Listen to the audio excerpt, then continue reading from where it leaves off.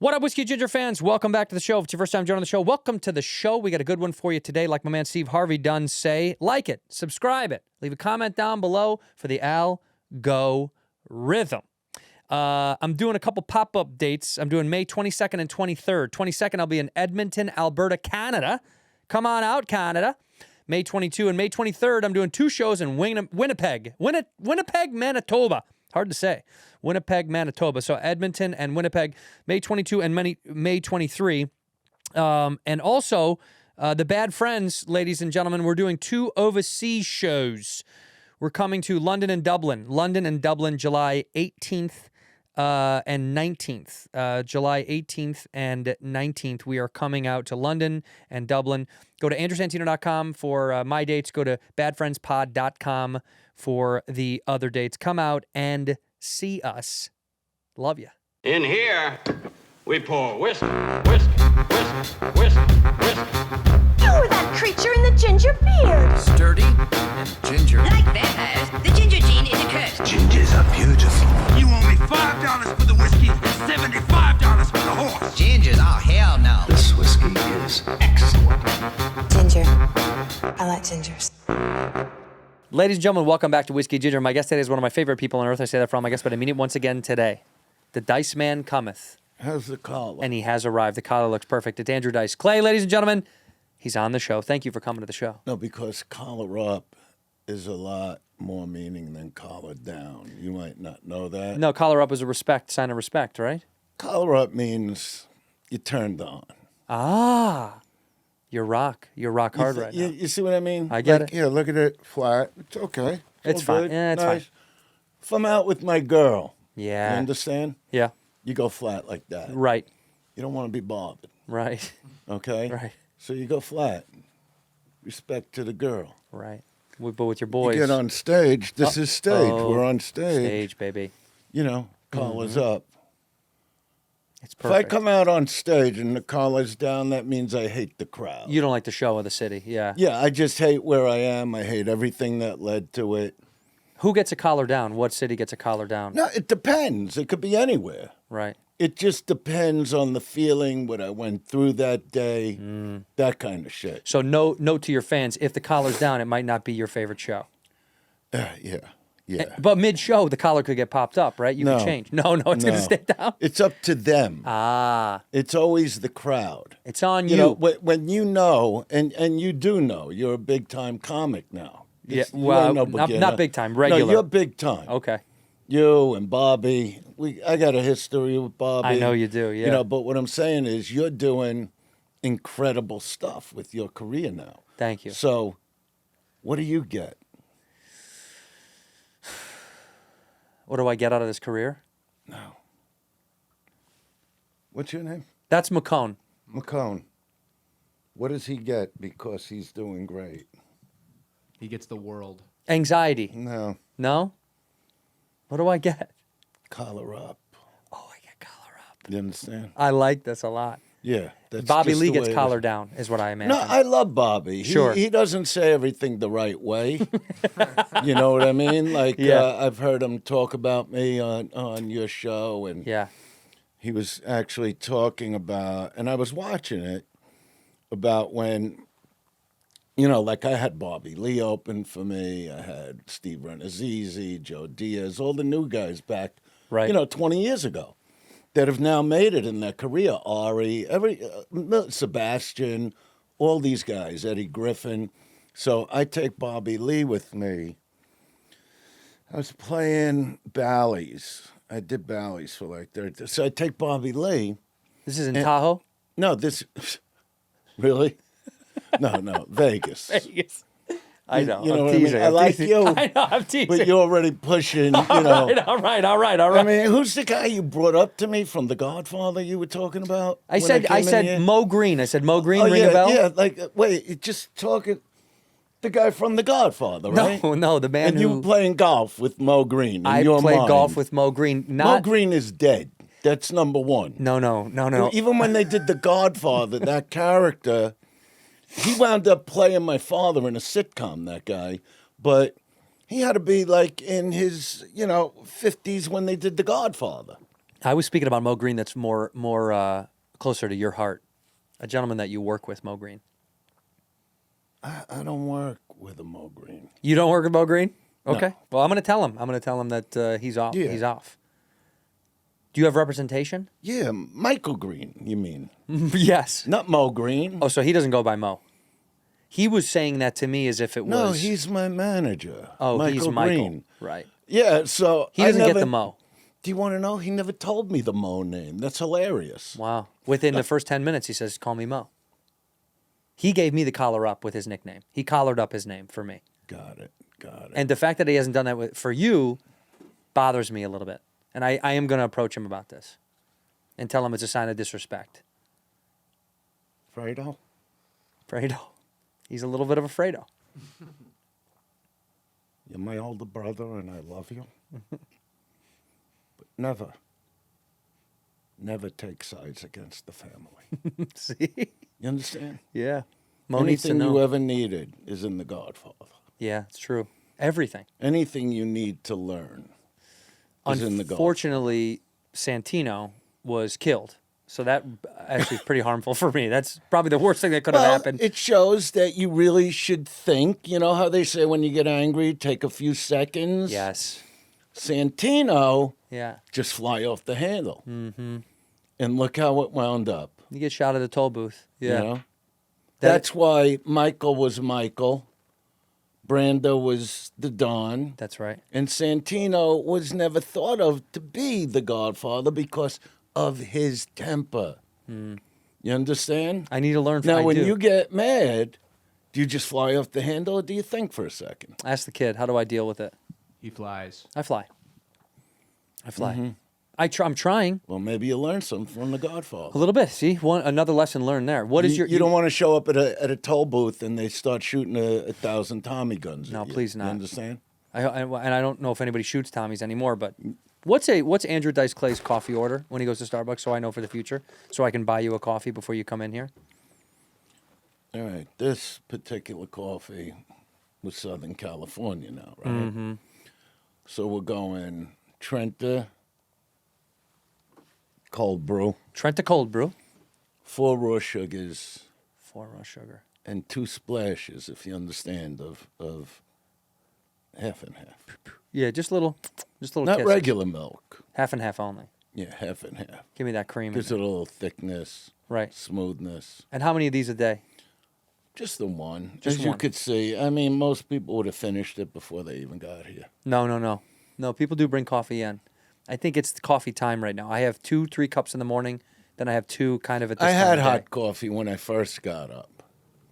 You know, I had to prepare for this. Right. So, yeah, exactly. Yeah. Do you have coffee at night when you make these calls from 2 a.m. to 4 a.m.? The latest I'll have coffee is like 10, 11, and it's enough of the coffee. That's enough of the coffee. Yeah, but yeah, I got up, took a cup of coffee, went in the house gym. I got a house gym. Big Because money. you got to wake up for this. That's right. You know what I mean? So I got on the treadmill for 21 minutes. Okay. What speed? It's not about the speed, my friend. No. No. Oh. I don't even turn it on half the time. You know, what speed? What about So I did the treadmill. treadmill for 21. Incline, I'd go, I'd fluctuate with that. Sure. Long as I got a Dice workout tape on. Right. And I mean cassette tape. The Playing in a original. Walkman. Right. Yeah, I have hundreds of them. The original Dice. Can I? Well, go Can ahead. I have one of those? A Dice workout You tape. know what? Maybe next time I come here, I I'll would. bring you one I if you would remind me. adore one of those. But what it is, the workout tapes start at a certain tempo and they build. Right. And it's all like songs that mean something to me from a certain time. And I used to have a mixer, and that's how I'd make those tapes. You put 2 CDs in, and you just mix, and you build through the workout. I like So that. then I did like today. And for me, it's like 300 crunches, sets of 50, and in between that, I'm doing some kettlebell, bell, ball, whatever. It's squats, some curls, lightweight, some chest. You know, just to wake up. Yeah. You work out solo, or you have a trainer? Is he kidding? Don't you know anything about me yet? You're supposed to be an interviewer. I mean, what is wrong with... Don't get me wrong. Everything's falling apart. How old are you now? 41. Okay. So my career took off. I was 30. I was just about 30. 30. You know. But today, yours took off, what, about 5-6 years ago? Like, started getting... We're still heavy? waiting for the lift, to be honest with yeah. you. No, We're still waiting you're for the doing great. downdraft. I You think, know. yeah, when I was about 35 is when I started to kind of move through the business. Exactly. And Yeah. when did you start?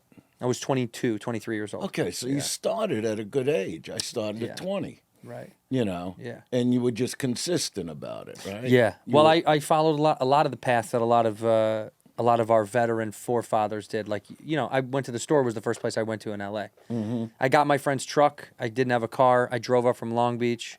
I went right to the store. And I just sat on the patio for, I don't know, 10 hours maybe. Okay. Just soaking it in just because I was, you know, that was fantasy town for me. It was like if I got to play there one day. And I just went every single day for, I don't even know how long, until I started getting the potluck. And because of what you guys did there was like, I mean, it was a shrine of comedy for us, you know? And I think I'm not being, you know, older guy critical of the youngest generation, but I don't know what it means to them like the way it meant to us because of you guys. I don't know. You mean the younger guys now? Today, like the yeah. 20-year-olds? Yeah, I don't know what it means today to them. I mean, I'm not hating on it. I just get, when I was young, it was, because of you guys, it was, you know, the fucking Shangri-La. I mean, it was like the ultimate.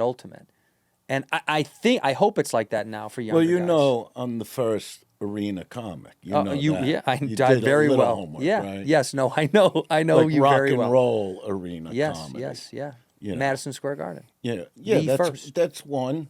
The first, though. Well, The first comedy act. No, this is what happened, because I love when people, you know, when they want to do the hate, Sure. you know, like on, not really Instagram. Instagram, you have like younger, excited people trying to make it, you know, Sure. in the business in different ways. TikTok, the same. Yeah. Facebook, oh man, they've just lost in the game of life, in my opinion. Facebookers? Yeah, they're Yeah. awful. I could put up something like, you know, just, you know how I do the street videos. I love the street So videos. on Facebook, you know, they take it like it's real, Mm-hmm. you know, and they go, oh, it's so sad to see this guy that at one time was relevant and Yeah. nobody knows him. You know, he was never funny to start with. He should have known that. And then what I like to do creatively, you know, because they really want you to write back. You know, sure, a of hater course. wants you to write back. But they think they're going to get fuck you, so they could just show their friend, oh, look, Dice got mad. He wrote fuck you. They don't understand I'm profiling them. Right. Like I go to I make an example. I'll take one guy and I'll make an example out of this guy. And the thing, you know, about haters, now, just to back up a little, like, I never had a problem banging fat girls. Okay? I didn't always have to be with a 10. You know, and my jokes used to be like, yeah, she was so big I had to butter her hips to get her through the door, you know. I'd be in the bedroom, she was like, I don't know, and I'd be like, I got fudge. You know what I mean? I loved her. Every fucking layer.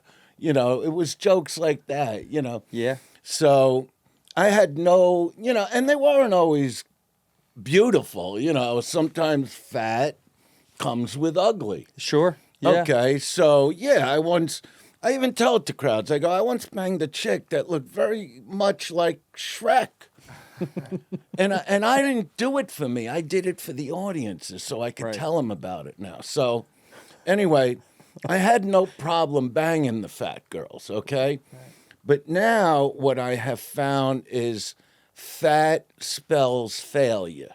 Okay, and let me tell you what I mean. So I'll go look at the hater, some guy that wants to go, you were never funny, you're awful, you know, this is humiliating that you're even on here. Now I go look at him and his life. And I'm seeing the house, in the middle of the swamp of Jersey in the woods somewhere with the bike leaning on the house and the old car he's driving. But most important, I see him. And I see what he looks like. And I see, and they all sort of look the same. They're all at least 50, 60 pounds overweight. Right. The last guy I looked at, the T-shirt sticking out and the belly's hanging out from underneath. Yeah. Okay. And immediately I'm going, why would he do this to himself? And little dog. They all have little dogs. Little dog guy, yeah. Yeah, and they've just lost in whatever their dream was. I can guarantee you, unless it was living a shit life in the middle of the woods of Jersey in a house that's 110 years old, if that was the dream, you did it. Yeah. If your dream was to be obese, you've done it. If your dream was that all your teeth are overlapping each other like a fucking squirrel that in the park has better teeth, and that your face is hanging, and you're completely fucking bald, Right. and your chick that you're banging for the last 40 years looks like your mother, well, then you have peaked. So now I go back and read his message again, now that I've taken a look at him and Right. his family. You take inventory. And I'll, whatever he wrote, you're terrible, you're the worst, I totally agree. Mm-hmm. I really don't understand that after 38 years, the business they can't throw enough millions at me a year. And I don't understand it because I agree with you. And after looking at you, I would say, who would know better than this blubbery, obese buffalo to know what comedy should be other than you? Right. I go to think that there might be at some times, even still at your age of, you're probably 55, but you look 75, that you're on top of some woman, that lady that looks like your mother, and she's probably thinking in her mind, oh, please, no tummy, no big fat fucking tummy, So, and I'll go on and write and write and write as an example to what happens to the others. And then the people that love me, they just go after them. Like they just overlap. You sick your army on them. So I know that when they get my reply, then they're not running to their best friend and go, this is what Dice thinks of me. Mm-hmm. That I look like fucking Frankenstein.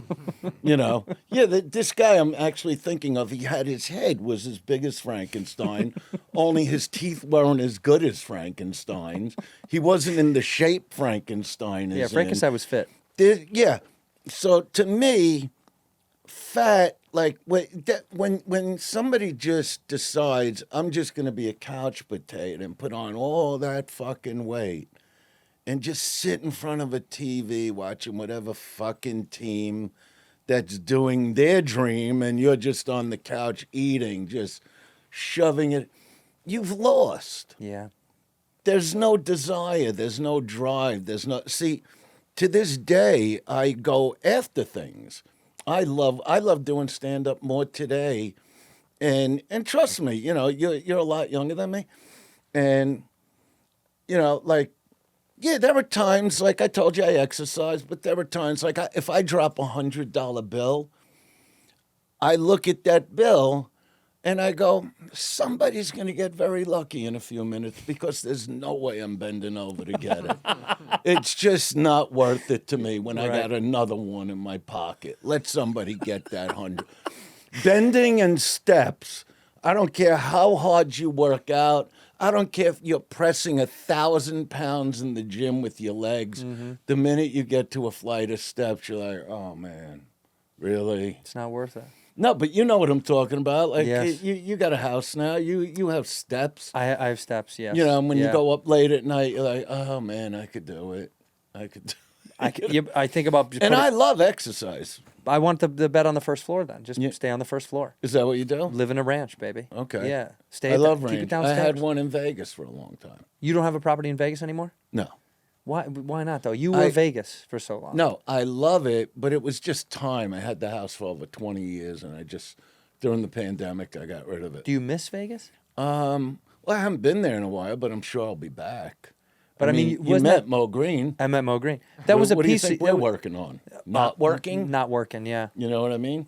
Isn't there a piece of you that like do you ever have this I'll end up in Vegas one day? In terms of No, because I like, did. I did. I know. I had a house there for 20 years. I loved it. But you're going to stay in LA You know, forever now. I love LA. I've been in LA for 45 years. Yeah. 47 years. So I love LA. I love New York. I do love Vegas. I'll go back and perform there. But, yeah, I had a ton of fun in Vegas. You know, I was in Vegas when they had all the old hotels. Yeah, when it was You know, good. but that's what I was talking about with Bobby, the gambling. So I see him on the show one day, and he's telling a gambling story with me. Because he was doing nothing, just sitting around the store. And I said, why don't you go pack? You'll come open for me in Vegas at Bally's.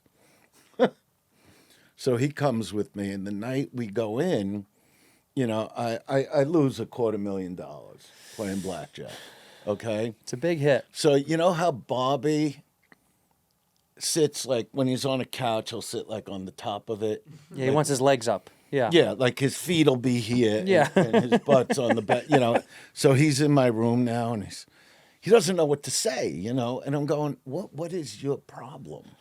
You didn't lose anything. Yeah. So the story he tells is where I lose, but he doesn't tell the other half of when I win. Right. Because it normally always starts out, I don't gamble anymore, but it starts out with me losing.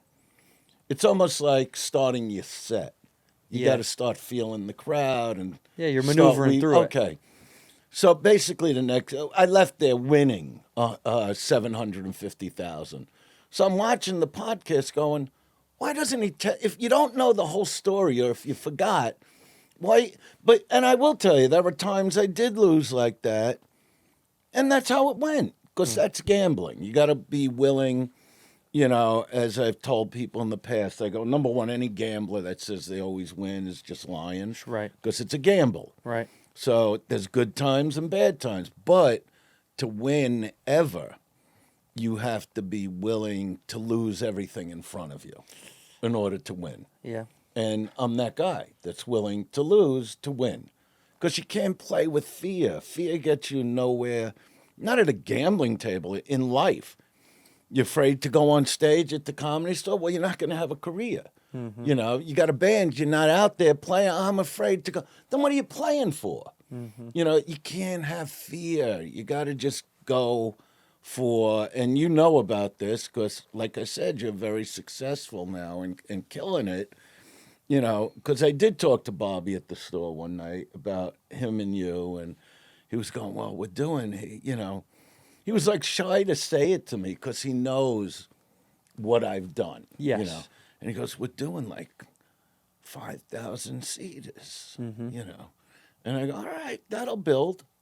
Just stick with it, you know. And I was teasing him because 5,000 seats a night is incredible. That's the dream. It is, yeah. It's You wild. know, I just took it to a level where it never went.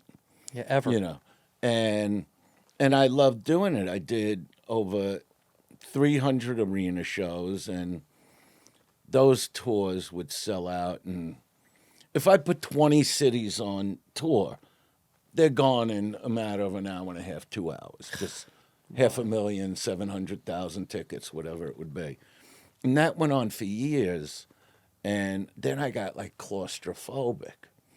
You know, I couldn't handle the whole arena around me. It got to be too much. And, you know, the one thing I'm not a drinker.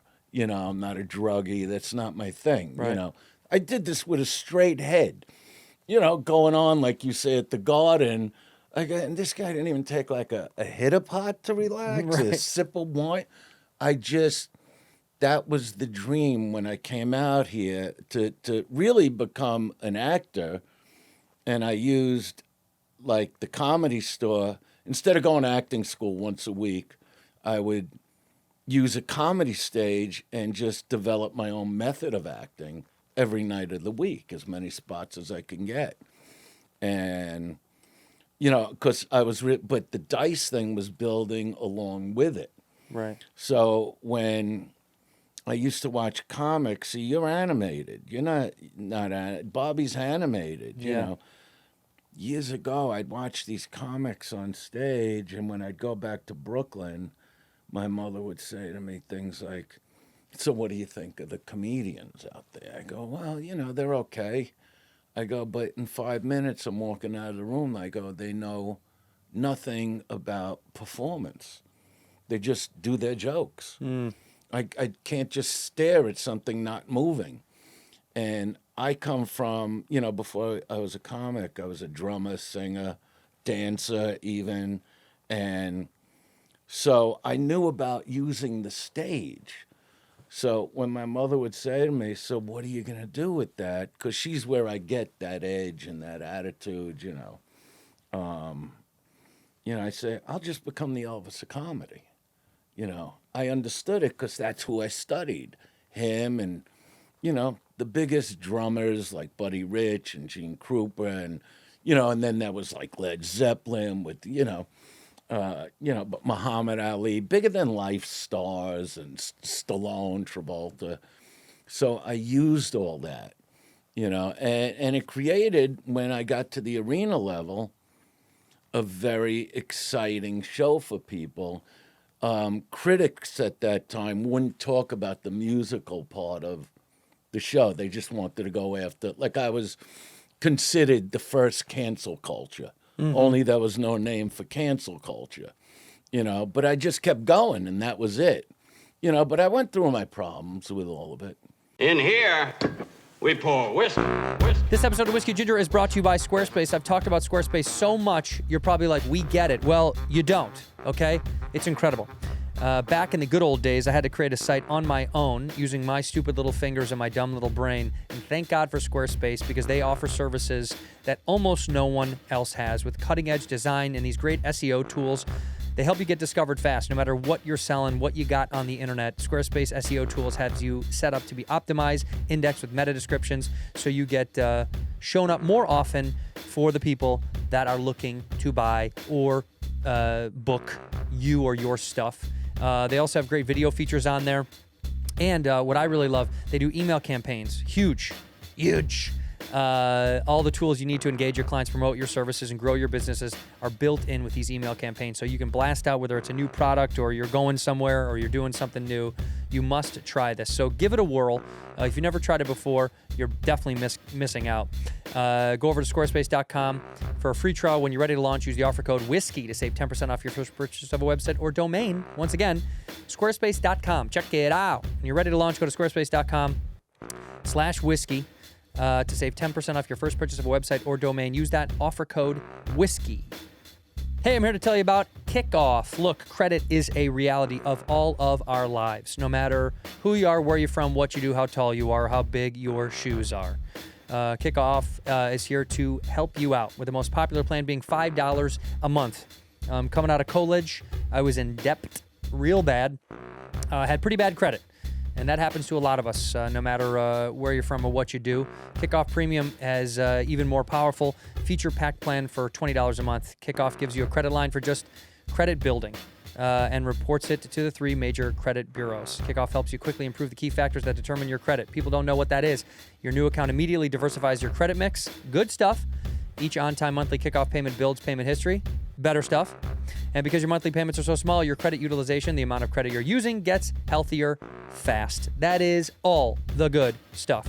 Whether you want to buy a home, buy a car, or fix your credit health, no matter what it is, or establish credit, from where you are right now, you got to try KICKOFF. No matter how fast time seems to be flying by, it's never too late to make progress. If you're saving up for a big purchase like a home, a car, you need to build credit fast. KICKOFF can help. They're the #1 credit building app in the App Store, and plans start at just $5 a month. No credit check, no hidden fees, and no interest whatsoever, ladies and gents. So if your credit is under 600, you could jump like 28 points in your first month. Pretty good. Kickoff smart, legal, credit hack with no catch, no credit check, no hidden fees, no interest, simple. Make on-time payments. Credit bureaus see good behavior and your credit grows very, very fast. Billing credit can happen faster than you expect with Kickoff. Don't wait. Get your first month for just $1 at getkickoff.com/whiskey. That's kickoff without the C. Get 80% off at getkickoff.com/whiskey. Must sign up via getkickoff.com/whiskey to activate offer. Offer applies to new customers first month only, subject to approval. Offer subject to change. Terms and conditions may apply. Points out based on Equifax Vantage Score 3.0 changes for Kickoff users starting under 600 who made their first on-time payment between January 2021 and March 2024. Payment and credit activity outside of Kickoff can have an impact on your credit. Individual results may vary. Ginger. I like gingers. When you said claustrophobic because the arena, you were always in the round, yeah, in the centers? No, I was in the back, but there had to be like 7,000 seats behind me. Yeah. So you feel it. You got to understand, it was absolute. It was, and even to this day, and I'm not knocking I'm not knocking anybody. I'm talking even with rock bands. That's what scared the media back then, because the mania of the crowd. It wasn't even the act. It was the crowd, how from beginning to end they're screaming. Mm-hmm. You know, from the time I come on so they would call it Dice Mania. You know, it was insanity. Yeah. You know, it was just insanity. So, you know, I did, like I said, over 300 arenas, over 12 million people. And then I would tell my father, I go, you know, because he worked along with Sandy Gallen, you know, and my father got to live all his dreams. You know, I used to say, you'll have the big desk and the big chair. And he wound up a wealthy guy. And, but I said, I can't handle it anymore. And just as that happens, I get a call. I was really tight with Guns N' Roses. And I get a call from Axl that they're doing the Rose Bowl. Yeah. And I go, oh, that's great. I'd love to come. He goes, no, we don't want you to come. We want you to go on. You know, in between Metallica and us, we want you. Wow. And I'm like going, I just can't. It's too much, you know, because it would be over 100,000 people. Yeah. You know, and I go, I'm going to feel, you don't understand how I feel when I'm up there. And he goes, Dice, just look at the sky. You're going to be outside. You're not in a closed place. That's Axl Rose talking common sense. It's hysterical, you know. Yeah, yeah. So I did it, and when I walked out, the entire Coliseum got on their feet. It was crazy. Wow. So recently, you know, I started doing these, and you know, because of Bill Burr, I went to see Bill Burr at the Prudential Center in Jersey over a year ago, maybe a little more, and I just wanted, you know, my fiance, Sugar Plum, you know, I've been with her 5.5 years. So I said, I want you to see this guy. This is the kind of comedy I like. So, and I'm teasing her all the way there. I was actually wearing this jacket. All the way there, I'm going, I haven't done an arena in over 20-something years. And she's going, she's gullible there. She's going, it's not your show. Like, I don't even know what you're talking. You know, it's just, and I just stay with it, you know, because I love the acting of and the more she would be like, I don't know what you're worried about. It's his show. We're going to see him. Yeah, I know, but, you know, I'll do the best I can. That's all I could tell.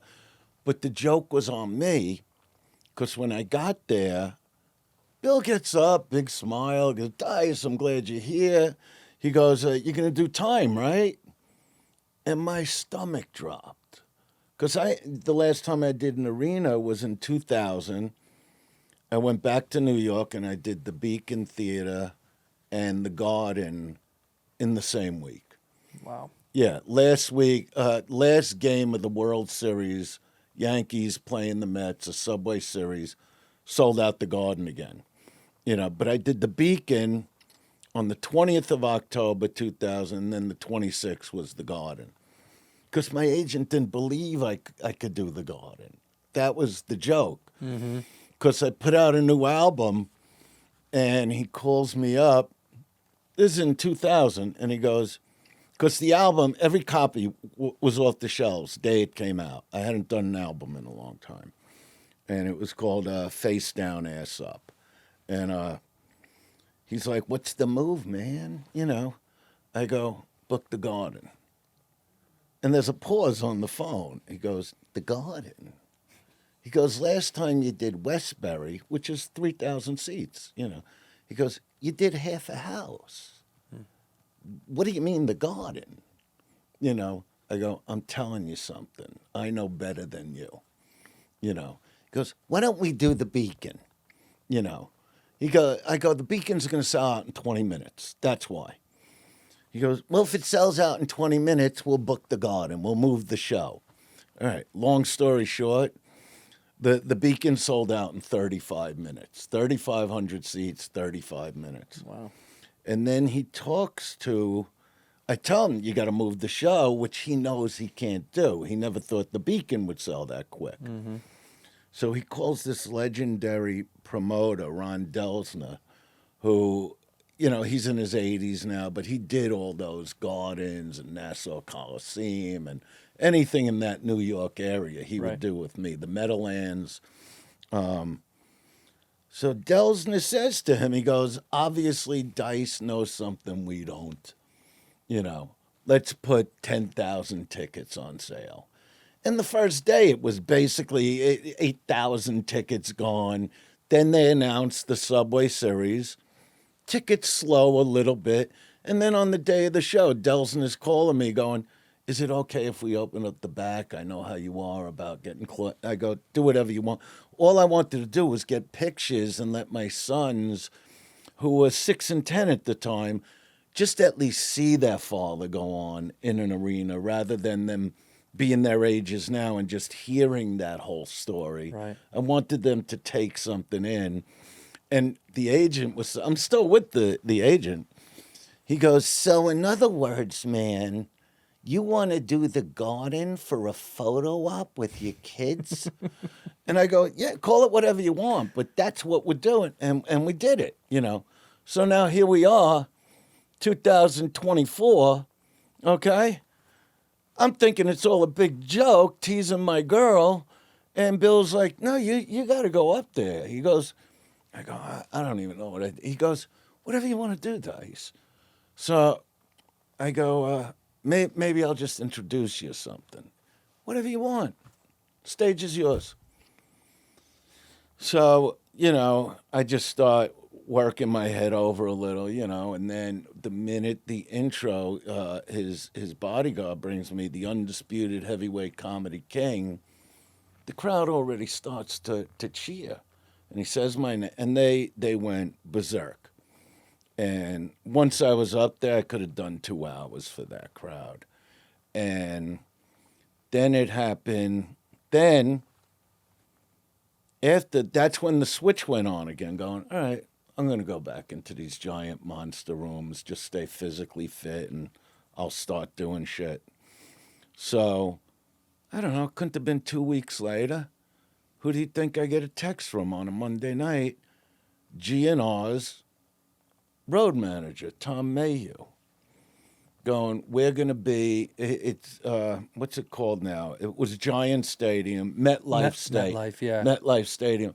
Tomorrow night, we'd love you to do a guest spot. So I'm telling you, I was shook. You know, I sit on the couch, you know, and I've told my fiance all the war stories, you know. Mm-hmm. And so when I sit down with her, she's like, you know, you don't have to do that. And I go, yeah, but you know me. I do have to do it. Mm-hmm. The switch is on. And she watched me walk out in front of over 60,000 people. What was crazy is we're in a dressing room. We're hanging with Duff a lot. Duff's like my best friend in the band. And so now here comes the Tom, and he goes, all right, it's time to go on, you know. And you start walking, you know, it's gigantic. It's a stadium. So you don't see the crowd at first. Now you start seeing them through the bleachers, and it's still daytime. And she's like, oh, my God. I go, just get it on film. Just take the phone. Just get this. Just get your phone out. Just get the phone. get the fucking phone out. When does this happen? It doesn't Right. even seem. It doesn't even seem real to me. Like, why am I now getting called from Guns N' Roses again? And so when I walk out there, now this isn't a crowd that's waiting for comedy, and it's not 1993. But the minute again I get introduced, they're on their feet. They're going. It's all on the Andrew Dice Clay Instagram thing. I put up all those videos and all that. Now I'm looking out the window. You understand? In Manhattan, watching all the action. And Sugar Plum says, "Oh, Bill Burr's going to be at the Garden." And I'm like this. Really? The Garden now? She goes, "I don't know." So I call him. And he gets right into it. And he goes, "Dice, you want to be my guest star at the Garden? You got it." So that was an amazing night because I hadn't been there since 2000. And, she's almost like, how Rocky had Mickey in the corner? Yeah. That's who she is. That's Sugar Plum. Yeah, and Sugar Plum is the smartest. And I'm not saying this because that's who I'm with now. I mean, she's just the smartest girl/woman I've ever been with in my life. And I'm totally in love with her. And I've never had, if you knew me better and knew my relationships, you'd go, not one fight, Not one. Yeah, not one. Not one. She's not that girl. She's selfless when it comes to me. It's amazing.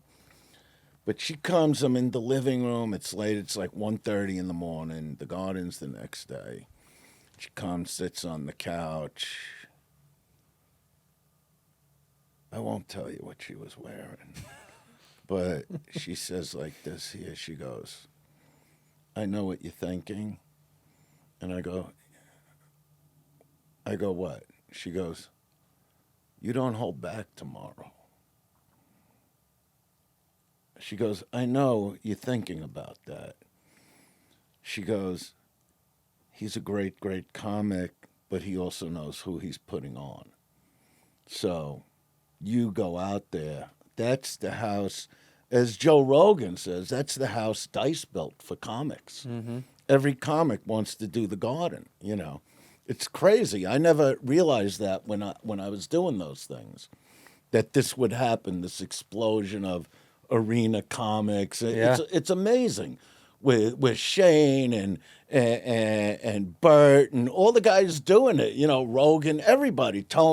So after I do that Garden show, here comes Tony Hinchcliffe, who's been asking me from day one to do Kill Tony. So I'm in Austin doing the Mothership. We go for dinner at Vic's Steakhouse. You ever go there? Yeah, It's I've been the there. best. It is great. It's fantastic. It is unreal. Yeah. The dessert nearly knocks you out. That's how good it is. I love it there. So we go for dinner. And so now we're hanging outside the restaurant. It's 2:30 in the morning, whatever. And all of a sudden, just Tony goes into an intro for me. He goes, "I just want you to hear this." He goes, "I'm like known for intros." Mm-hmm. And he goes into this big intro, and he's holding his phone, and at a certain point he hits it, and there are these rolling dice all over. And it was an intro for the Garden that he did this summer.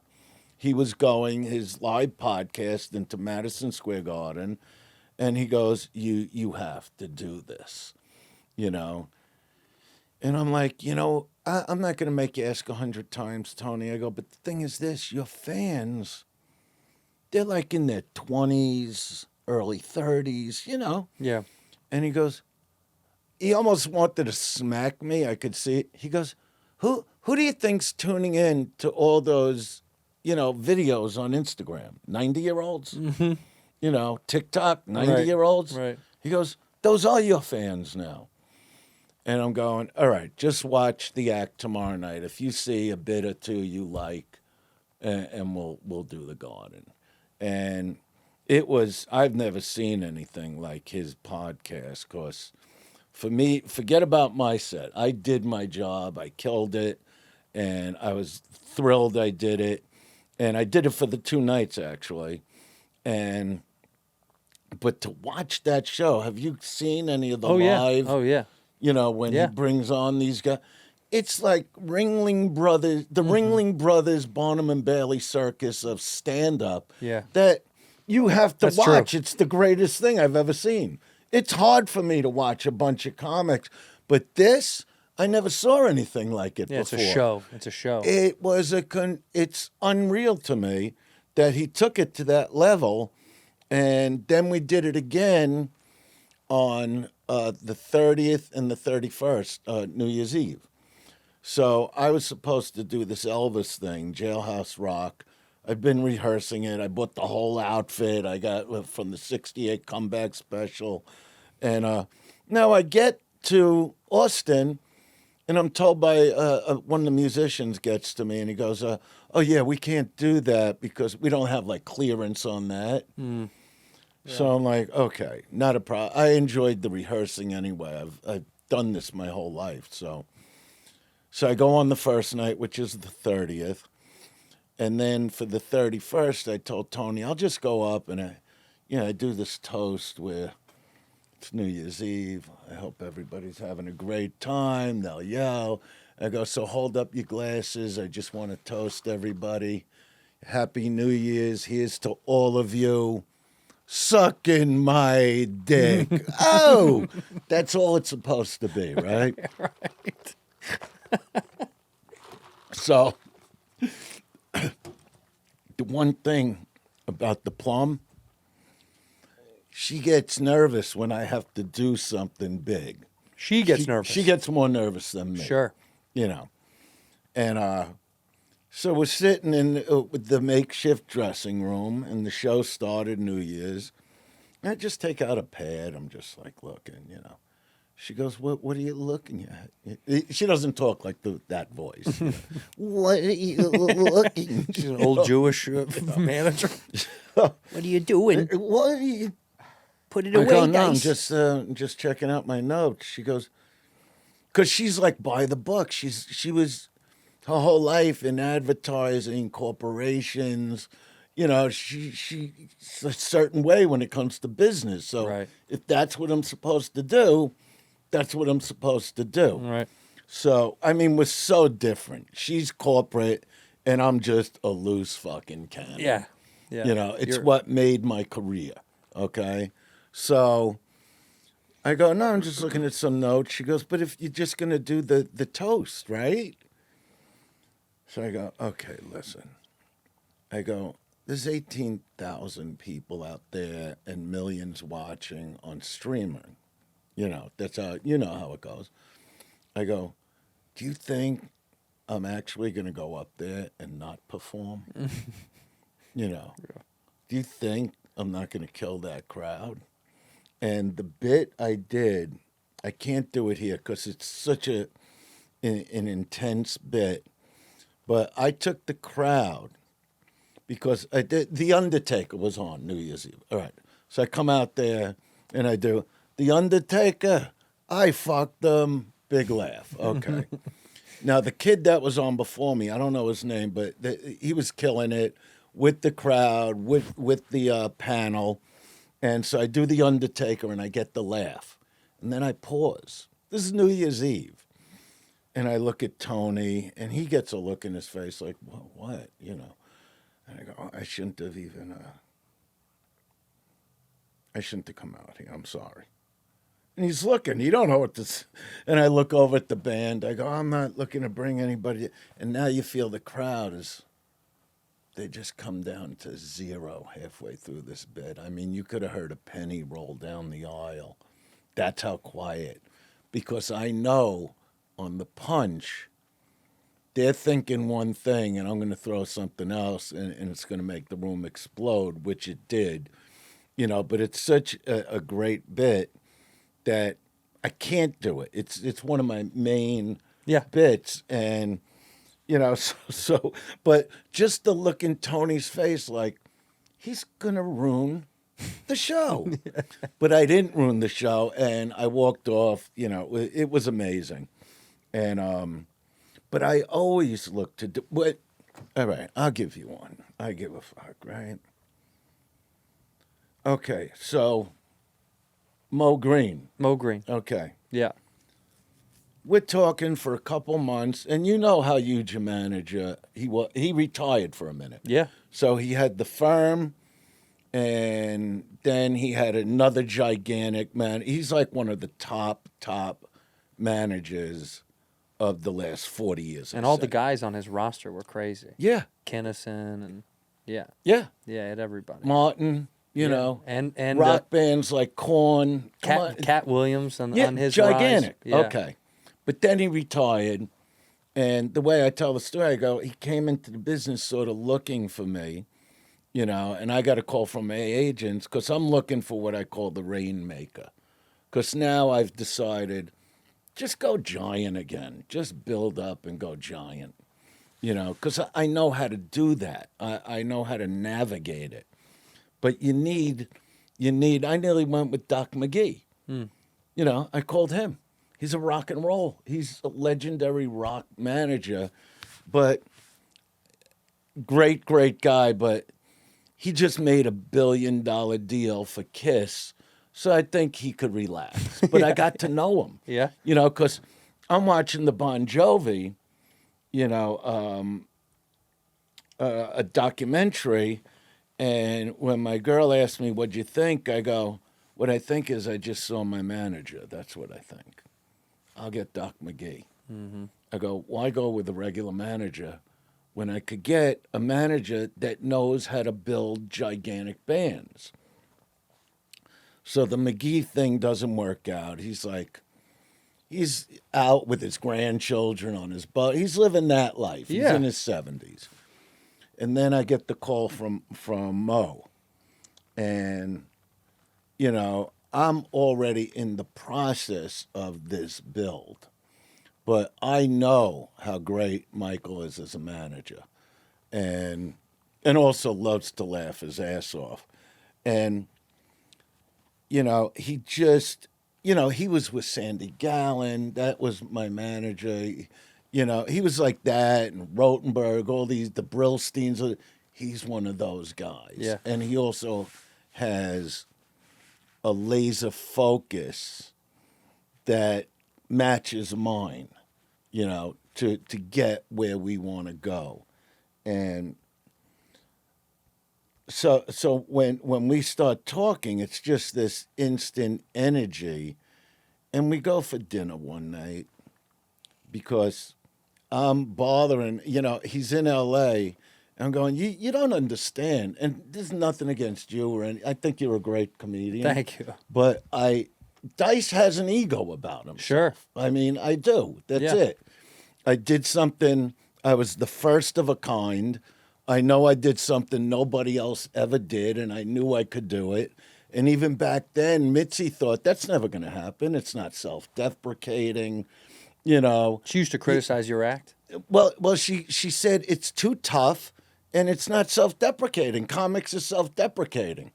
She should only hear me now on stage. Mm-hmm. When you know, because years ago, like it was like Dice could kick anybody's ass and he could bang any chick. Okay? Today I'm on stage going, you know, the minute you wake up in the morning, you open your eyes, you're like, what's that? And my chick's going, what happened? I go, what happened? My age, that's what happened. I opened my eyes, that's what happened. Did you sleep good? How good can I sleep? You're still here, you know? And then it's like, and then you later, you feel every ache, every pain, you realize you're on your feet because you're stepping on your stretched out balls and you're kicking them into the bathroom like you're playing kick the fucking can, right? Looking in the mirror at your body going, what the fuck? Why does the back of my ass look like a basset hound's neck? You know, it's stuff like that, which I would have never done 30 years ago. No. You know, the pick up something, let somebody else get rich off a $100 bill.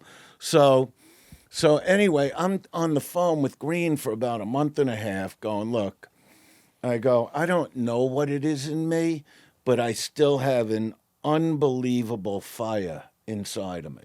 I enjoy stand-up more than I did 30 years ago. So I go, Michael, I'm the greatest. That's it. You know, you want Muhammad Ali, you got him. You know, that's what I studied. See, when I talk about Muhammad Ali, see, he didn't just say he's the greatest. He'll go in the ring and he'll prove it. Yeah, he was. Okay, Yeah. that's it. If somebody beat him, he's like, all right, give me 3 months. And then he'd come back and beat him. Right. Like what he did with Spinks, whatever. So if I'm telling you something about me, I know what I'm talking about and I'm willing to prove it. Okay, so he goes, okay, you know what? I'm going to come in for your show in Long Island at the Paramount. I want to see it. I got to see it already. Okay, so he comes in, and I really don't go to the clubs, and I'll just come up with a bit in my head, and I'll work it out somehow. Right. You know, I don't mind going on at clubs, but just looking out the window, I'll come up with a 5-minute bit. So I come up with this bit the night before he's going to see me. It's not tried anywhere. I mean, I started doing it for my girl when she was putting on her makeup, but she's like, Andrew, I got to get ready. So now the show starts, and I'm backstage with Happy Face. He's been like my bodyguard for like, you know, I don't even, he's my friend, but he protects me since 1990. And so I'm backstage. Eleanor Kerrigan's on stage. Love Eleanor. Kills. Yeah. Every show. She's great. Best. I can't even call it. She's just the best. She's a killer on stage and has been from day one. So I look at Happy Face. I go, so, you know, Green's out there. He goes, yeah, nice guy. Met him, you know. I go, I'm going to open up with like a 5-minute bit that I've never done. And he goes, why would you do that? And I go, because I told this guy I'm the greatest. So I got to prove it to me again. So I come out there. And You say you have to prove it to you again. yeah, I like proving myself to myself. Right. Put yourself in that corner. You know, and so I come up, and I love the silence of a crowd. I didn't build a career with laughs. I like having them silent, just like at the New Year's show, and digging out of it and killing them. Right. So I open up, and you could tell I'm not in the greatest mood. At least that's what they think. And I don't know, you might not want to hear this. I do. You want to hear this? I do. All right, so I go, it's kind of a rough day for me. They're all pumped up, but now I hear, you know. They're screaming up top. Yeah. Then you got to and put them down. I come out to rock music, my son's song, That's Life, which is a heavy rock number. I cut it. They're screaming now. I'm not talking. I'm pacing. I go, so I had to fly in from L.A., and I go, you know how, like, years ago, it might sound funny to the audience, but, like, if they said a plane is taking off at 10 in the morning, it actually did that. The pilot was even there early. I'm on the plane today, and they go, oh, the pilot's on his way. What did he forget? Is that what happened with this guy? I go, pilot's not sure. You sit out there for 3. So I said, Eleanor, come on, off the plane. Let's go. We got to get a flight. You know, it's early in the morning. I'm walking around the airport, and I see this airline, Spirit Air, something like, and the whole audience is like, oh. I go, yeah, I didn't know that. I didn't know that. I just see there's no line, and they got a flight going into JFK, you know. So I come over to the girl, and I'm like, yeah, I need a first-class ticket if you could get me on. She goes, yeah, $35. For the two, here's $100. Keep the change. I didn't know it's $750 a bag, you know. Anyway, I get on the plane. It's not even like a first class. It's like folding fucking chairs, whatever. It's not even like a real seatbelt. It's almost like a rope. I go, and now I see there's no movies. I got to fly across the country. They don't even have movies. I didn't realize that about 45 minutes into the flight, the MMA fights are going to start in the aisles, where somebody's kid crawls under a seat and the kid comes back with a Doc Martin footprint on his fucking little stupid face, like his father who's working on his little email with his backwards baseball hat, typing his email, this asshole with his fucking backpack that I wanted to choke him to death. So all the fights are going on, and just as they start calming down, all of a sudden, just some guy yells out, you know, I just want to kill everybody. And he runs for the emergency door.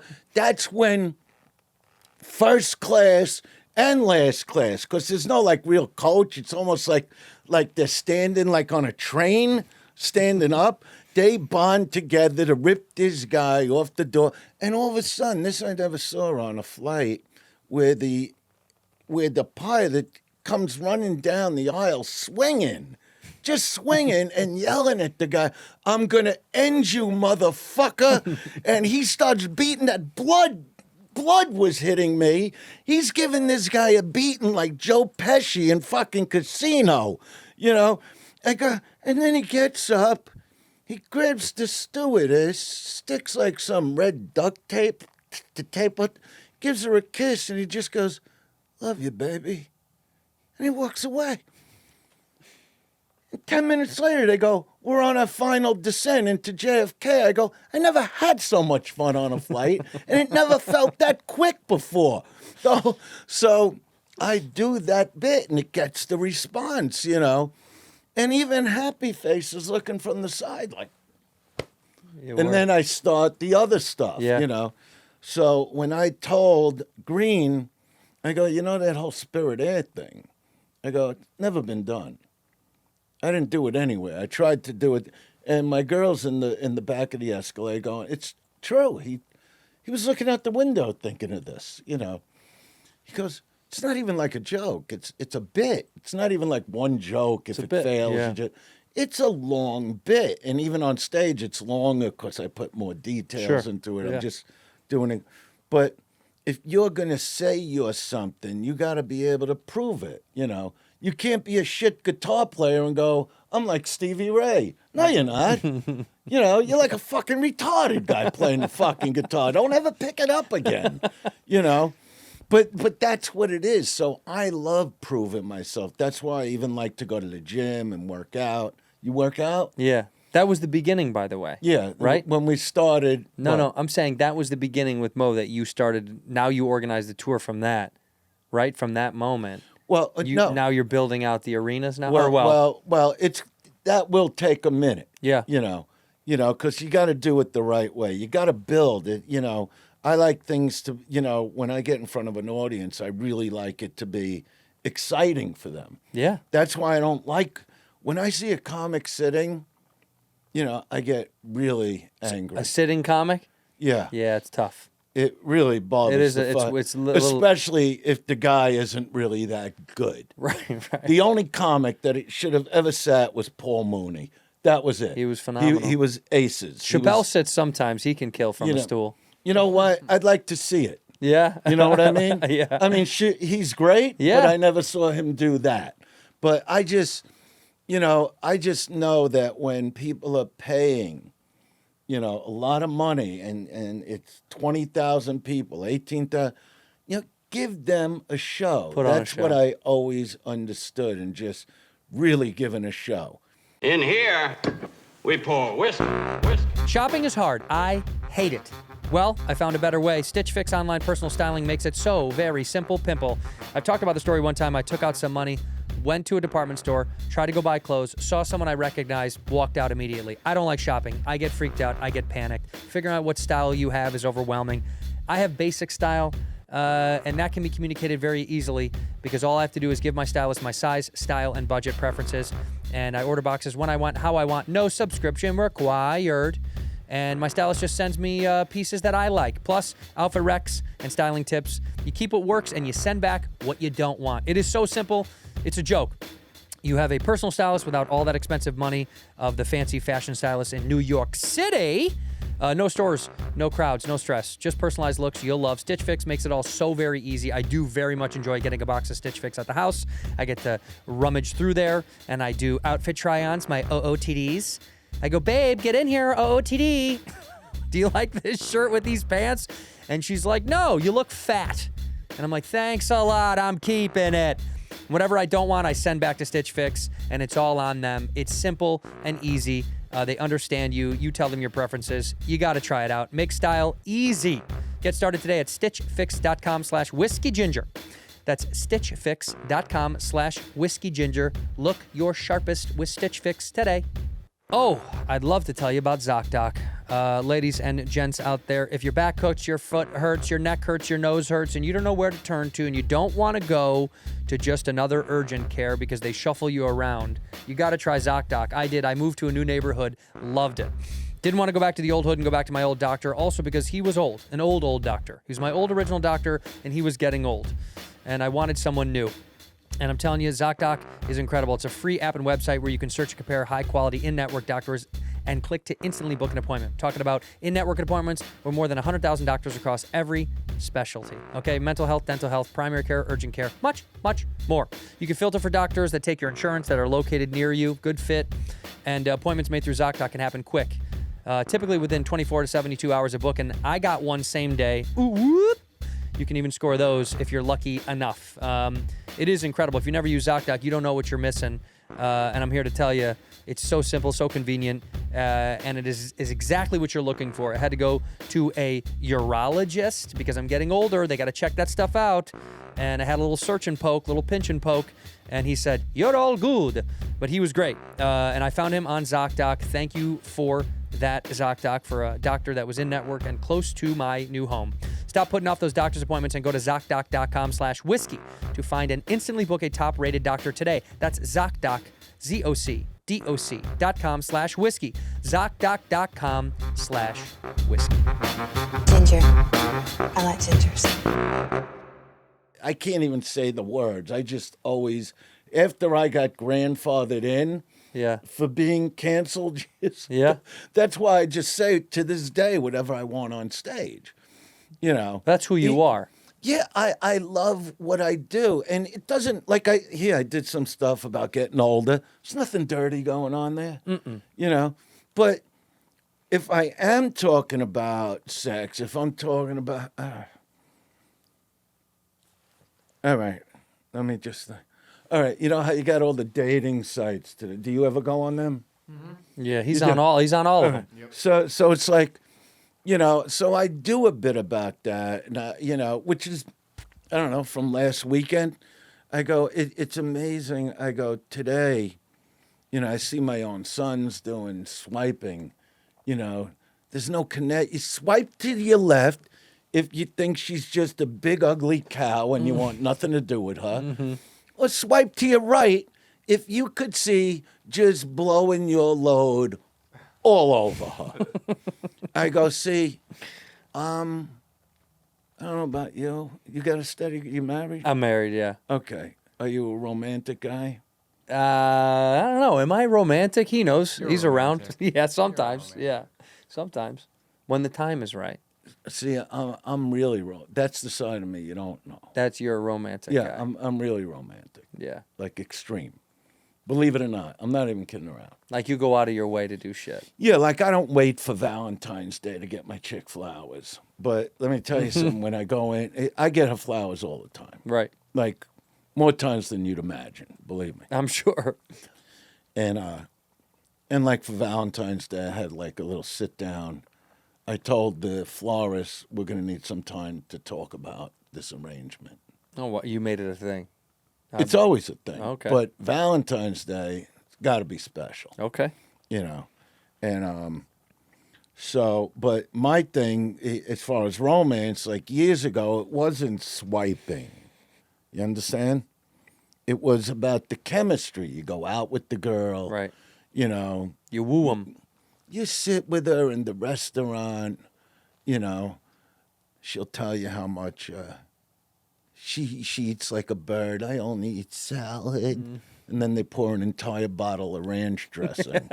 You know. Yeah. And But you listen, there's that chemistry going on, and then, you know, it's electric. You know, you're in the car, you're hearing the music, you know, it's that special time, and you don't even realize that the next thing you know, like, her pants are on the floor next to the bed with her bra and her tongue, and you're in the 69 position, let's say, with her on top, and you're working over like her sour grapefruit, right? And yet you're staring like right into the eye of her asshole. And I'm laying there thinking, I don't even know her favorite color, you know, but yet here I am. And I can't even really remember what her face looks like because she's playing turkey in the front down there, gobble, gobble, gobble, you know. But at least there was a chemistry going on that got you to that place. It's not just like, oh, yeah, I could see banging that one. Yeah, I want to bang this one. No, too fucking ugly, missing an ear, all that shit, you know. But even though it's dirty, it does make a point of what it used to be as far as you meet someone, you talk, you call, not DM me, you know, none of that. It was like, can I call you? That was a big moment years ago when you'd meet someone. Calling them on the phone. You call girls on the phone? But it's not, how long you married? It's, 8, I think. And 8, how do you 9. feel about it? It's great. Yeah. Kids? No kids. No kids. Is that conscious? No, we tried and couldn't have them, and then okay. we couldn't have them, and then we could have gone the other route, but decided no, we're just gonna do our own thing, travel more. Okay. Then I get to be, you know, then we both get to have our careers and do our thing. But more free, you know. It's a little bit easier when we're on the road together too. You know what? See, a lot of people have kids because the parents pressure them for the grandchildren, but certain people just don't want kids. Not that they don't like them. Right. They just don't want that kind of commitment. I wanted kids. Yeah. Yeah. So I look at it like electric cars. I'm sure they're great. I'm not really interested. I'm sure they're fucking great. you're looking I'm sure at they're a great. car like a kid. Yeah. That's hilarious. I'm sure they're great. I'm sure. No, I think I'm they glad people stink. like them. I don't. I See, don't there like you go. them. Yeah, I don't care. I can't take a car that doesn't make noise. Right. I like noise. Yeah. You know what I mean? I'm a Like, car, what yeah. is that? You turn like I have a Dodge Challenger. The minute you hit the button, Yeah. you know, Those are you great. hit a Tesla. It's like, is it on? It's a vacuum. I don't know what it is. Sounds like a fucking vacuum. And now that they have, you know, Well, the Elon's Elon now makes them. If you turn them on, it recites Mein Kampf instead of an engine noise. It'll read the entire Mein Kampf. Do you know this front to back? Are you? I need to ask you, by the way. Hold on, before we go. Are you going to tour this into a new hour or no? Are you going to record a new hour from with this tour? See, I don't work like that. But you do. Do What you not I want to put out do- another hour ever? Like I don't know. Well, because fans want to know. Fans want you to put out another hour. I've gotten that a lot, you know. But you're adverse to it, or you just don't. No, give I'm a not shit? adverse to it. It's just I don't believe in doing 2 shows to record something. Sure. Like if I did one, I just want, and trust me, years ago I'd beg HBO. Now they do it. I go, just go live with me. Just go live. You could do that now. Well, what I did do, I did pay-per-view. Yeah. I was the first comic to ever do a stand-up pay-per-view. Yeah. And it was great because it was just live and it went out live. And then I did another one where I like introduced other comics. But yeah, that's how I went live. But back then they were like, no, we can't. We got to record 2 shows and edit them. and, you know, and they were great. But I wanted to go live. I was willing to take the chance of going live, you know, and plus I was doing, you know, 80 to 100,000 people a week. You know, why not? Yeah. Just do it. Let's Yeah. go, you know. But you won't do that now moving forward, you don't think? I can't say I won't do it. You don't know. You know, if it builds to the level I know it's going to go to. I just know me. I know my drive. And there's some other things surrounding it. Oh, she was here now. She'd want to smack me. Yeah, I have a movie coming out with Eddie Murphy and Pete Davidson. Oh shit. What is it? When's it coming out? Do you He know can how look to it up. Look that up. Yeah, he can look it up. Yeah, that was exciting to do. You know, because Eddie was always great with me, Love but he Eddie. was great with me before I ever made it. He'd actually what? The pickup? The pickup. Pickup. Yeah. So Netflix probably. Yeah. does it say when it's coming out? It's going to be released by Amazon. Amazon. It is coming out. Doesn't say. Okay. But it appears to be So, wrapped. but when I got that call to work with Eddie, I just went. You said yes no matter what. Yeah, he's the greatest. He is. You know, I say I'm the greatest, but I'll give it up for Eddie Murphy because he made it as the stand-up he is Yeah. and as a movie star. Yeah, he was a movie star. You know, I Bona went fide. through the controversy, so I got blocked is what happened to me, you know. But he was, you know, Eddie was watching me for years before my career took off. And it was great. He comes over to me one night. This is when it was happening now, you know. And he comes over to me one night. I just got done with the LA Forum, and I think he came to that show. And comes over to me, goes, "Why do you think you're drawing 20,000 people a night?" Because he didn't do that. Right. Like, for him, 6,000, 7,000, that was it back then. You're not thinking, I'll go next door to the sports arena. Mm-hmm. Nobody was thinking in that way. You know, and I go, "Why do your movies make 300 and 400 million? Let's switch." You know, but he also understood, you know, like I grew up loving Elvis and studying Elvis. So did Eddie. Yeah. And that's why when he did those concerts, he's like in the purple leather, or Yeah. the red leather. He understood the whole thing about being a showman, Yeah. a real showman. He just, I guess, just didn't even think maybe we just go into the main arena, you know, because the Garden has, it's either a 5,000 or 6,000 seat Yeah, I think it's theater like a 5,000 seater, yeah. inside there. Yeah. You know, but I had a plan. It was like, I'm either going to be the biggest comic ever or nothing's going to happen. Wow. There was going to be no in between, you know. So now, once I saw the way, that night when Green came to Long Island all the way home, he was pumped up going back to the city. And he was like, he goes, "I knew it was going to be good." He goes, "I knew that." He goes, "I know your career." He goes, "But I didn't know it was going to be that good." I go, "That's why I wanted you to come see it. I'm willing to put my money where my mouth is."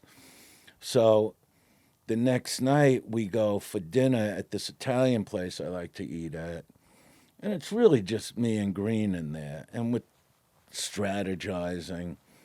And he looks at me and he says, "Do you really believe that we can go to that level?" I said, "Well, there are people that have the dream and they have the belief. And then there are just people that know what they're going to do and are supposed to do. And that's the path I'm supposed to take, you know. And so that's what we're aiming towards with other things surrounding it. Wow. You know, there'll probably be another TV show. There'll be this movie. You have to do other things than just Instagram. You know what I mean? Right. Everything has to fit together. So, like you now, like you're in concert now, right? Are you set with the whole tour? I just finished. I just shot a special for Hulu in Minneapolis, and I did. I like don't what know. Hulu started. They're doing good. They got, you know, well, they took a bunch of people and took them from Netflix and Amazon and whatever, and trying to. I don't get into the politics of it, but I just think it's great that. No, it's good that they're doing stand-up stand-up game. now. No, it's good, and so I'm taking a little break. I'm working on other shit, and then we'll see what the next thing has. And the people have asked, "Oh, what's the next thing? Are you going to tour again?" And I'll figure it out. I'm taking my time off of this because I toured for like 2 years almost.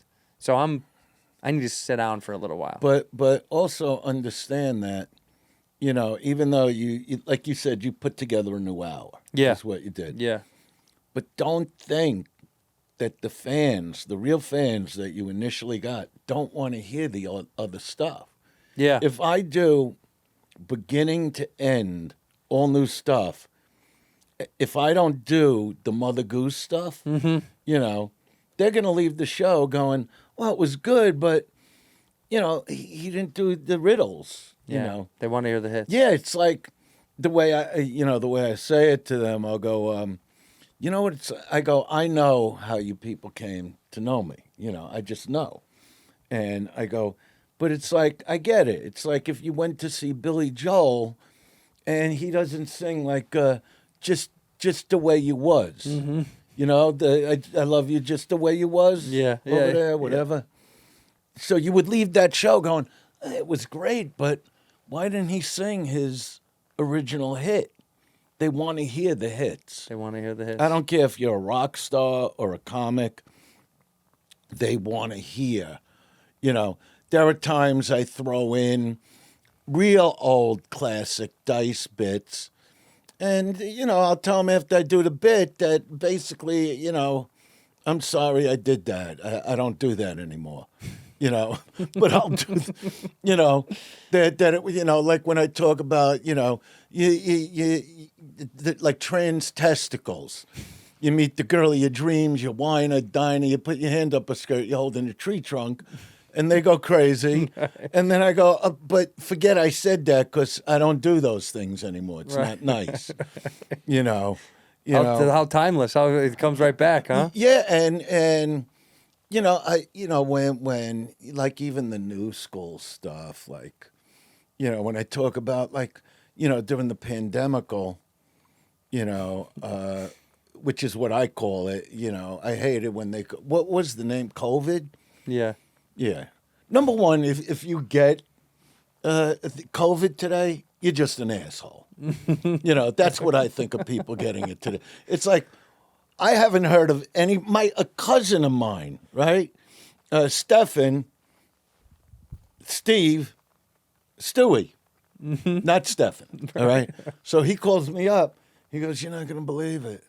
You know, I got COVID. I go, wait, are you allowed to curse on these things? Yeah. I go, where the fuck did you get it from? You live in the middle of nowhere. Where are you getting it?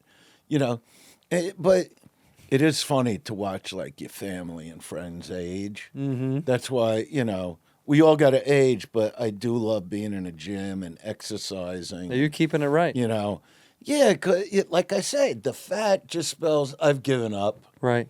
You know, it's just failure. Well, you haven't given up. But what I'm saying, so Stewie, Stewie and Rose will make the wife's name. So he calls me up, and this is the cousin that would call me 30 years ago. Okay, going, oh, and he's a bass player. He got to play with all these big time rock guys. Yeah. And so anyway, he called me up 30 years ago. You're not going to believe this. I go, why? He goes, so last night I'm at Limelight, right? And this guy's chick took me and blew me on a metal staircase behind the Limelight was a giant, like a Studio 54 type. Mm-hmm. He goes, oh, this chick was sucking my dick for an hour, you know. And now he calls me and he goes, you're not going to believe it. And I go, yeah, what? He goes, I got my blood work back. And I'm like, yeah, okay, so, well, I got high cholesterol, my pressure's up, I got to stop eating cheese. I just fucking hang up on him. You know, I'm telling you, how old are you now? 41. All right, don't make friends after 42 years old. This is it. I'm telling you something. That's why Rodney used to like to hang out with the young comics. Because all the people his age, that's what oh, my blood, I got to get a little cancer removed. Get the fuck out of my house with your cancer. You know, years ago, you get cancer, it's a fucking death sentence. Right. You know, today, I got to get a little, the mole on your ear?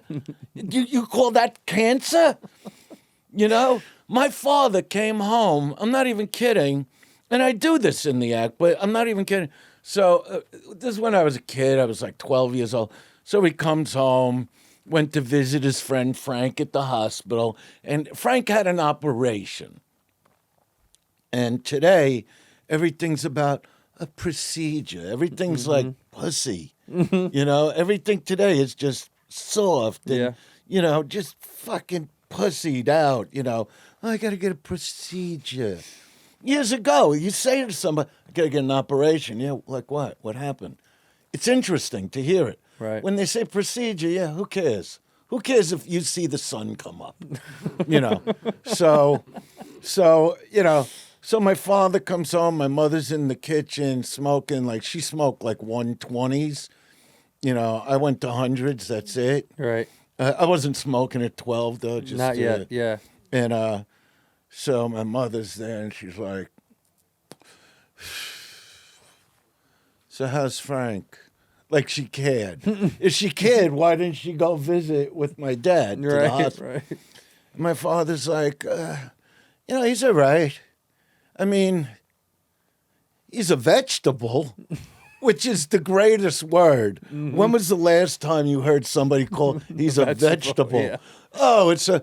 But the doctor said, like, when he taps his foot, he's really happy. So he did a lot of the tapping, you know. And he goes, so I'm never going back to see him again. He's a fucking vegetable.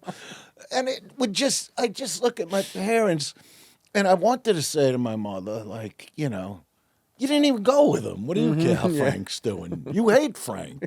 All you've ever said is bad things about Frank. Now you got what you want. He's a fucking vegetable. She won in the long run. Oh, Yeah, she won in the long run. she won in the long run. That's right.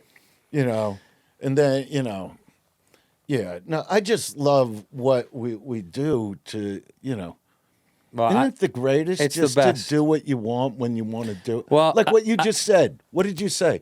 I toured for 2 years. I'm 2 gonna years. Take it easy. Yeah, I want to take it easy now. I mean, look, I'll say Well, what this. about you and Bobby? Don't you tour together? We're doing some shows. We did 68 shows or something like that, and then we're doing a London and Dublin, and then we're taking another little break because we want to gear up to do a big tour, probably in a year. We're gonna make a whole new show because when we do a show, there's an hour or so of stand up, and then hour and a half of bullshit. I mean, goofing off and bits from the show and all that. And Like the two of you together? yeah, we get on stage, we interact with the audience, they get to come up and they get involved, and we do, you know, bits from the show that we've pulled that we do back in. So we write a whole show for the show. Okay. Which is kind of great. And a lot of it's improv, a lot of it's, you know, Why do you do coordinated. separate podcasting? I started this show 8 years ago, and then he started his Tiger Belly 10 years ago or so, more. And then when we did our two shows together, we just kept doing these shows too, because this is so separate from that. This I get to really sit and talk and know someone Yeah. and dig them out. And on there is cartoon chaos. It's, you know, that's like the playpen. And this is a little bit more the Tiger mentally Belly stimulating. thing. Yeah, this The is a little Tiger bit more Belly. more like really yeah. No, Bad Friends, and we do Bad Friends together. Bad friend. What Yeah. happened to Tiger Belly? That's still going on. He's still doing that somewhere in his garage somewhere. But that's what I'm saying. It's all these podcasts. Yeah, but for us, it's they service different things. Like I like to sit one-on-one with people on this, and when that show's crazy, he works on that show too. But this, I get to know you because I don't really get to know you well, so this gets to me like dig in and know you. You know, And me getting to know you. that's exactly right. That's So right. My question is, Yeah, what do you even need him for? the kid, No. Bobby. No, I'm teasing. I tell you what, I love him. Well, what I need him for is recommendations for restaurants Yeah. and to guide him through life. Yeah. We all need we all need a Bobby. No, he's great. We used to, you know, I used to film all these guys, not on stage. I was doing what I called the show. You know, Mike Black, Bobby, Maz Jobrani. Yeah. They were all in it, Yeah. playing characters, and they were all new at the store. And I came in there. I made the store like my set. Yeah. You know, I changed all the bulbs in the kitchen, red, blue, green, so the lighting was softer. And I remember Rogan coming over to me because he would see, like, I had the video camera, action. I'd be telling waitresses, okay, I need you. You're in my shot. You got to get out. This is during work hours, Right. you know. And here comes Rogan one night, and he goes, can I ask you something? Like, what are you doing with the camera. I go, oh, no, it's the show, you know. He goes, what show? I go, mine. It's a show I'm filming. 2 nights later, he had a camera. He wasn't doing what I was doing, but Right. he knew it was smart to document. Right. to You know what I capture mean? it. But I had these guys, and Bobby, there was always friction with me and Bobby. Yeah, there always is. There Like, always- there's one thing that I got it on my phone somewhere. And it's to is it when the Levee Breaks is playing, and he just comes through the doors of the kitchen, you know, like Yeah. a cowboy. yeah. And I'm in a motorcycle jacket, and I'm staring at him, and he's staring at me, and the camera's moving in on both. And then he just walks out. That's perfect. It was great. Yeah. And Steve Simone, his character's Love name Steve. was Misery. No, that, yeah. Because he was always miserable. Yeah. And No longer, by the way. no, he's loving his Found life peace and now, happiness down there. you know. And you know Mike Black. Oh, yeah. Okay, so remember the booth in the kitchen, Mitzi's booth, the glass with the glass table. So I come over to Mike Black one night, and I go, I see that you're watching. You want to be in the show, you know? He goes, yeah, I'd love it, you know. And I go, all right, this is what I want to do with you. We're going to go to the top of the stairs, the belly room, for the first shot, and I'm going to throw you down the stairs, and then I'm going to get it from 2 other angles so it could cut together. Right. And he goes, what do you mean?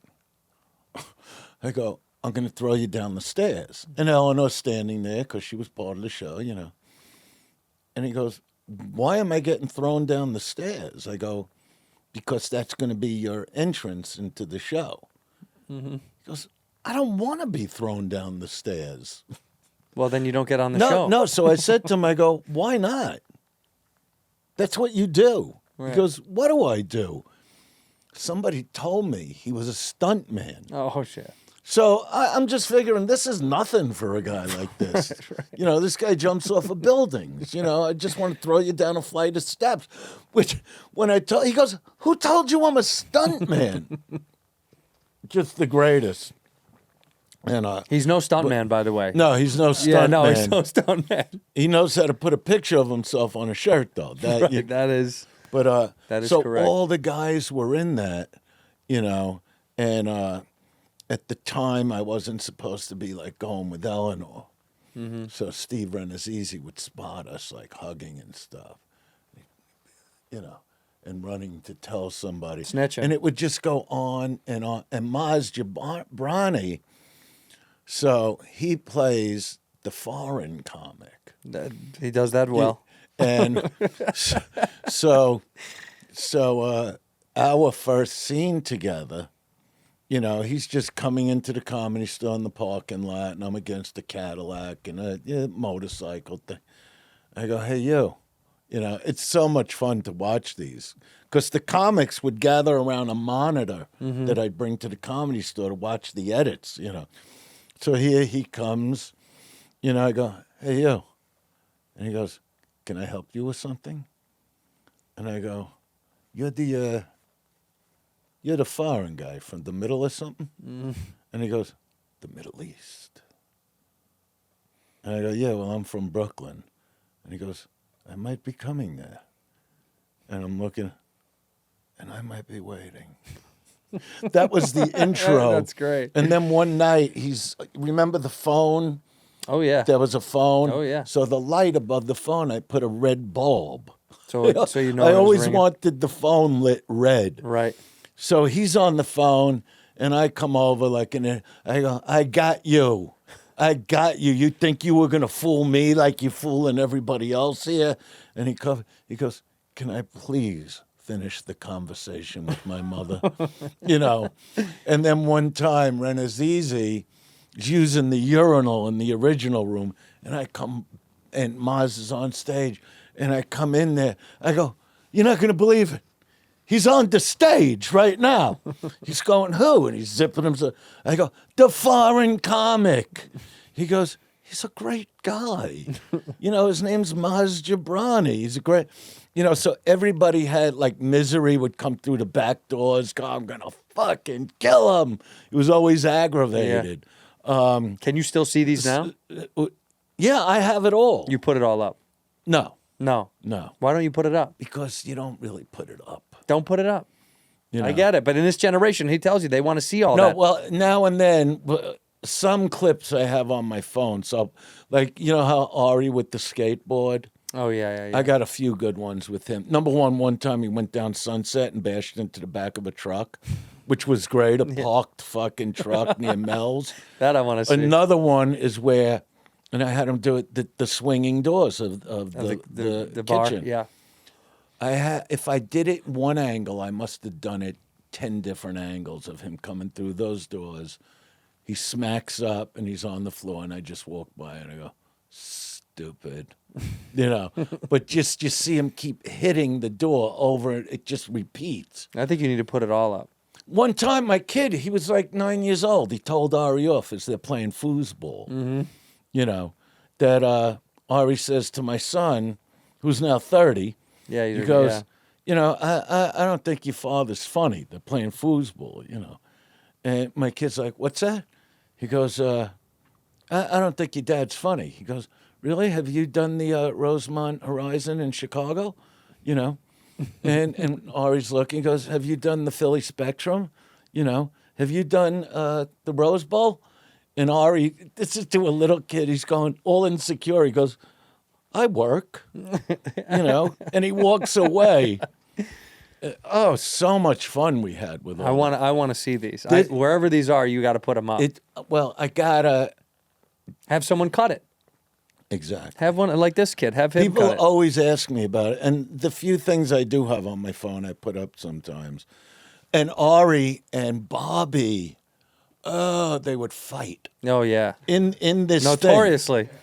Thing, no more. Now they're leveled out now. No, but this is near the washer dryer. Yeah. That we do one where Ari is just smacking Bobby's head into the dryer like 100 times. I'd love to see that. To some crazy heavy metal music. Yeah. Then hits him with a box of glasses. And great. Everybody there in the kitchen, nobody's trying to end the fight. No. Just screaming and yelling, kill him! Just kill him! I say that every day. Because Ari was going, I think, doing a talk show, Leno, and Bobby comes over to antagonize him and That goes, sounds right. so what are you up to? And he goes, yeah, just I'm going to do Leno. He goes, he's going to be canceled. Bobby goes, it's going to be canceled. And Ari's like, oh, Leno's going to be canceled? And then the fight starts because for no reason, Bobby just smacks him in the face. No, Bobby's got his reasons. Oh. He's got that all. That's what it's like working with him every day. Oh, really? Whatever's going through his fucking head, it just blurts out. Like what? No, he's we had a guest on the other day who's a larger man. And I was like, well, he's going to make fat jokes the entire time.